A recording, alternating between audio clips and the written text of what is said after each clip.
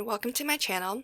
Today I'm going to be making a slimline card, and I'm going to start off with this panel here that is just a little bit larger than 8.5 by 3.5. I try to, if I can, always create my backgrounds on a larger panel than what I actually need so that I can sort of trim it down just in case there are parts of it that I don't like as much. So I'm gonna actually pull out something that I don't use as often as I would like, which is my gelatos.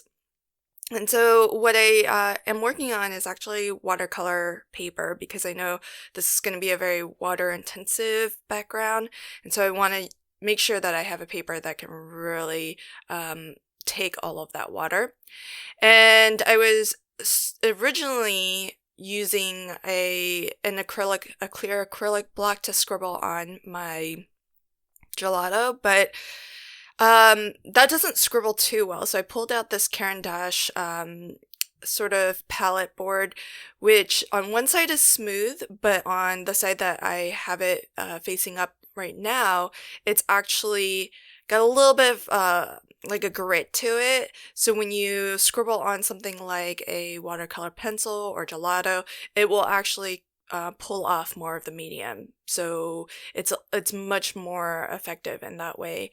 So you can just sort of get more color onto your palette. And what I'm using is just trying to use this up. It's actually my first attempt at making a shimmer pen, but this formulation doesn't work quite as well as the one that I'm currently using, so I just want to use it up. And in fact, it's actually even clogged because I think the glitter I used is not fine enough.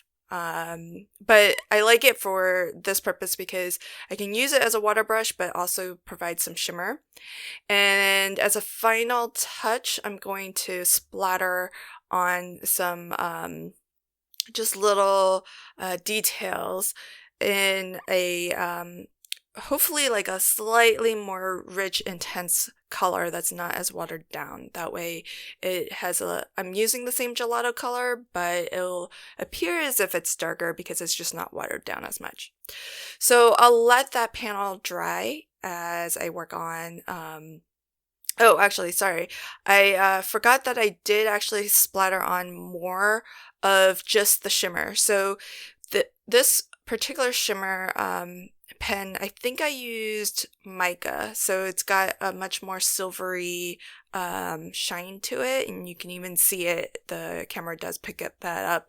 And so I'll go ahead and trim that down to, I think I trimmed it to 3.25 by 8.25, and then I'm gonna use my a slimline die that I have that will cut out this really pretty sort of an eyelet scallop edge, and it also does sort of a stitch line detail of 3 circles. I'll ultimately be covering up 2 of those. There are other dies in the set that let you cut out frames for the circles and even cut into the circle various different designs. I won't be using any of those except for the frame die. So that's what I'm using here to just cut out from some solid color cardstock.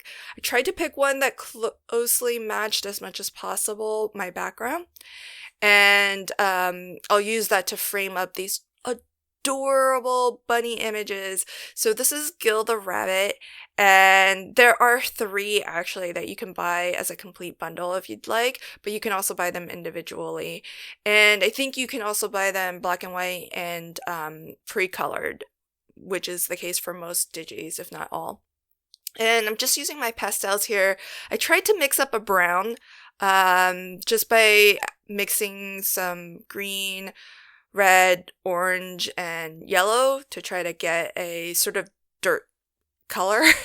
And then now I'm gonna use my pastels to just add a blue sky background.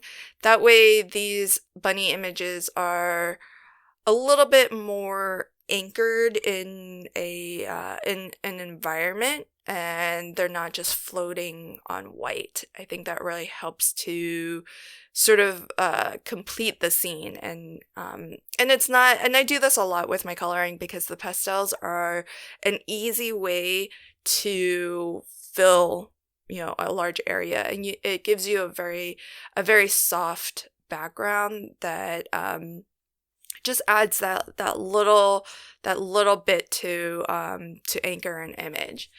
So I'll start by attaching my panel with, I just rolled a dotty liner along the edges because it does have that sort of the eyelet dot detail, and then I'll just use some dry adhesive and a little bit of liquid adhesive because it didn't warp too much, this panel, but it is a heavier panel because it is watercolor paper. And so that's why I like to use the liquid adhesive as well, just to really make sure that has a nice firm stick. And this will be an Easter card. I did find this die cut Easter sentiment, but I'm not going to ultimately use it because I didn't feel like the scale was quite right for this card. So you'll see later that I actually swap it out for a different Happy Easter sentiment. And now I'll just go ahead and attach these circle frames to my little scenes. And I picked these two out of the set because they actually fit pretty well into these little circle frames. The third one is has a slightly different sort of proportion in terms of the scene.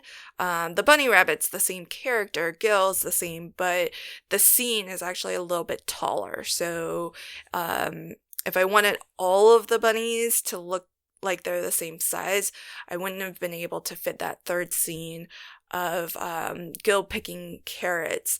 And so so I just stuck with the two, and then I'll put my sentiment in the center here. And here you can see I've swapped it out. So instead I'm going to use this larger Happy Easter sentiment. And I think this works better, at least to my eye. I like it better. And because I've got some of that soft blue sky background, and both of my bunny images has a little bit of blue in the scene, I die cut this sentiment twice. Once out of a pearlescent white, snow white cardstock, and again out of a pearlescent blue cardstock. And I was debating back and forth whether to put the white on top of the blue or the blue on top of the white, but I ultimately went with the blue because I want to bring more of that blue to the forefront and just incorporate it a little bit better because it's not a color that's in the background scene. So using it as a highlight color, I thought it made more sense to pick that as the top color for my sentiment. And it just barely fits between the space here. So I think it worked out better, and at least I like it better than the smaller sentiment that I originally thought I would use. And then I wanted to add a little bit more sparkle and shine, but I didn't want to add more color. So these clear sort of dewdrop gems, which I think are just left over from a card kit, are really great for that. So when you don't want to add color, but you just want to add a little bit of bling, this is the perfect solution. I was going to make some dewdrops with my Nuvo, but these are faster because they already have the adhesive on the back and everything, and they're perfectly circular and come in multiple sizes. So I'm trying to use things out of my stash as much as possible, and I think that made for the perfect final touch. Well, I hope that you liked this card, and if you did, please consider liking, commenting, and sharing. And if you'd like to catch new videos as I post them, consider subscribing to my channel and ringing the notification bell. Thanks so much, and until next time, happy crafting and have a fantastic day. Bye!